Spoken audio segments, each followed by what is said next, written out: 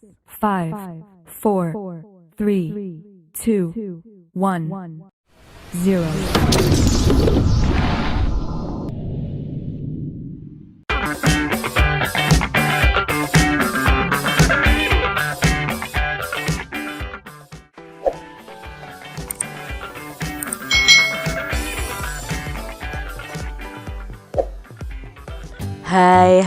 Hai. Selamat datang di channel YouTube Kak Citra. Apa kabar adik-adik semuanya? Kak Citra berharap kalian dalam keadaan yang baik, sehat, dan tetap semangat untuk belajar. Hari ini kita akan belajar bersama-sama untuk mata pelajaran tematik kelas 3. Kita belajar di tema 4, kewajiban dan hakku, subtema 1, kewajiban dan hakku di rumah, pembelajaran yang kelima. Mari adik-adik kita belajar dengan penuh semangat. Rumah tempat berlindung. Setiap orang wajib melindungi dirinya dari bahaya. Salah satu tempat berlindung adalah tempat tinggal. Setiap orang berhak mendapatkan tempat tinggal. Tempat tinggal biasanya berbentuk rumah.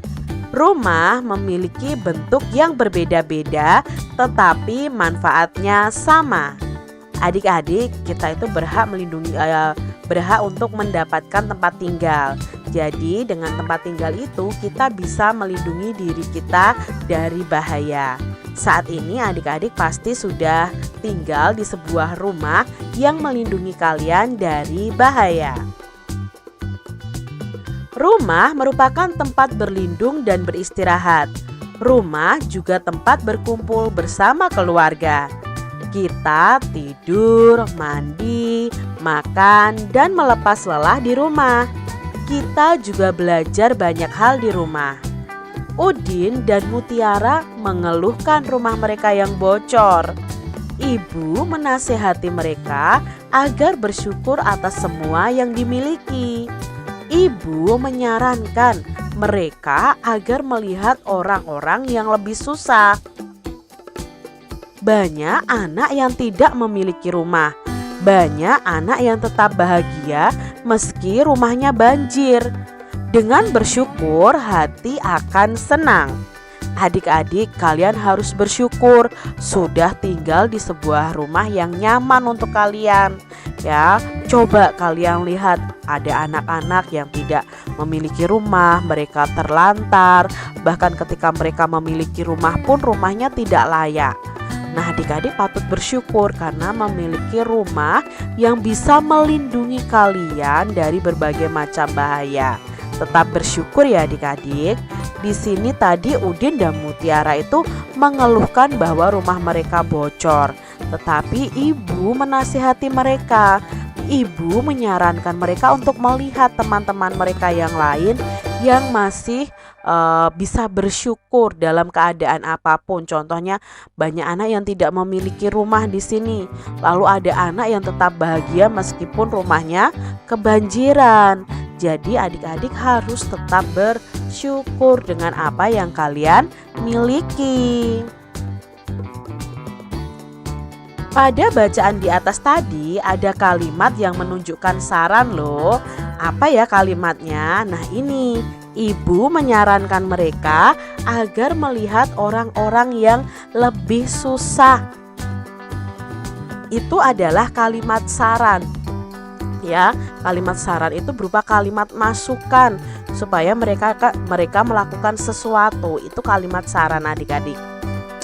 Jadi di sini tulislah saran lain untuk Udin dan Mutiara. Nah, kalian bisa menuliskan saran atas sikapnya Udin dan Mutiara tadi yang protes bahwa rumah mereka bocor. Nah, seharusnya Udin dan Mutiara tidak protes, bersyukur dengan apa yang mereka miliki. Nah, saran lain untuk Udin dan Mutiara bisa seperti ini adik-adik. Udin dan Mutiara sebaiknya jangan mengeluhkan rumah mereka yang bocor. Nah, biasanya kata saran itu ada ciri khasnya itu ada kata sebaiknya. Nah, itu seperti itu. Udin dan Mutiara sebaiknya bersyukur masih memiliki rumah karena banyak anak yang tidak memiliki rumah. Bisa juga sarannya seperti ini. Udin dan Mutiara seharusnya mendengarkan nasihat ibunya agar selalu bersyukur. Bisa juga sarannya, Udin dan Mutiara sebaiknya melihat orang-orang yang lebih susah hidupnya daripada mereka. Bisa juga sarannya, Udin dan Mutiara sebaiknya bersyukur karena bersyukur membuat hati akan tenang dan senang. Itu contoh-contoh kalimat saran berdasarkan permasalahan Udin dan Mutiara tadi yang protes rumahnya bocor. Bersyukur maksudnya adalah melihat semua yang dimiliki sebagai karunia Tuhan. Kita menerima semuanya, tidak mengeluh dan gembira atas apa yang ada. Jadi tetaplah bersyukur ya apapun keadaan kalian. Di sini dalam rumah itu ada kewajiban dan hak. Ingat ya adik-adik, kewajiban itu apa yang harus kita lakukan. Hak itu apa yang akan kita peroleh setelah kita melakukan kewajiban kita.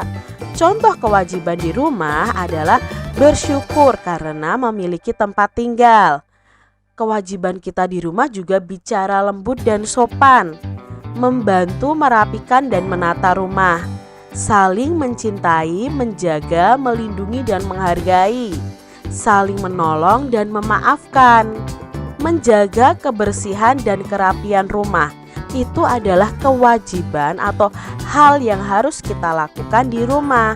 Nah, ketika kita sudah melakukan kewajiban ini, kita bisa mendapatkan hak kita. Nah, hak di rumah itu contohnya mendapat rumah yang bersih dan rapi, itu hak kita. Dicintai, dijaga, dilindungi, dan dihargai, itu juga hak kita adik-adik. Diperlakukan dengan lembut dan sopan. Mendapat tempat tinggal itu adalah hak setiap kita. Apakah adik-adik memiliki kewajiban atau hak lain di rumahmu? Ya, selain yang Kak Citra sebutkan tadi, mungkin ada kewajiban atau hak hak lain yang kalian dapatkan di rumah kalian. Contohnya lagi di sini, kewajiban di rumah adalah langsung cuci alat makan yang digunakan, meletakkan pakaian kotor yang telah di tempat yang telah disediakan, merapikan kamar setelah bangun tidur, makan dan syukuri apa yang ada, pakai dan syukuri apa yang ada, saling menolong dan memaafkan. Ini contoh kewajiban lain yang ada di rumah kita. Lalu contoh hak di rumah kita selain yang tadi Kak Citra sebutkan di atasnya tadi ya, itu merasa aman dan terlindungi dari bencana ya. Dapat belajar dan beraktivitas dengan nyaman, itu hak kita. Dapat tumbuh dan berkembang dengan baik, mendapatkan pendidikan dari kedua orang tua, dan mendapatkan tempat bermain yang sesuai. Itu hak kita di rumah setelah kita melakukan kewajiban kita. Ayah Udin ingin rumah mereka nyaman. Ia berencana merapikan pagar rumah mereka. Ayah Udin membutuhkan 980 batu bata. Ia memiliki beberapa batu bata di rumah. Ayah membeli kekurangannya di toko bangunan. Berapa batu bata yang mungkin Ayah Udin miliki dan berapa yang harus dibeli? Mari kita cari tahu bersama-sama adik-adik. Jumlah batu bata yang dibutuhkan Ayah Udin tadi 980. Lalu kita akan mencari 5 kemungkinan berapa yang dimiliki oleh Ayah Udin dan berapa yang harus dibeli di toko bangunan. Contohnya di sini misalnya Ayah Udin hanya memiliki 200 batu bata. Maka kekurangannya berapa yang harus Ayah Udin beli di toko bangunan untuk mendapatkan 980? Maka caranya adalah 980 dikurangi 200 adik-adik untuk mengetahui berapa jumlah batu bata yang dibeli di toko bangunan. Nah, kita kurangi bersama-sama. 0 dikurangi 0, 0. 8 dikurangi 0, ya 0 juga, 8 juga adik-adik, maaf Kak Citra salah sampean ya. 9 dikurangi 2, 7. Berarti batu bata yang dibeli di toko bangunan itu jumlahnya 780. Itu kemungkinannya. Nah, kemungkinan yang kedua, Ayah Udin memiliki 550 batu bata. Maka kekurangannya berapa? Kita bisa kurangi 980 dikurangi 550. 0 dikurangi 0, 0. 8 dikurangi 5, 3. 9 dikurangi 5, 4. Jadi kalau kemungkinan Ayah Udin itu memiliki 550 batu bata, maka ada 430 batu bata yang Ayah Udin beli di toko bangunan.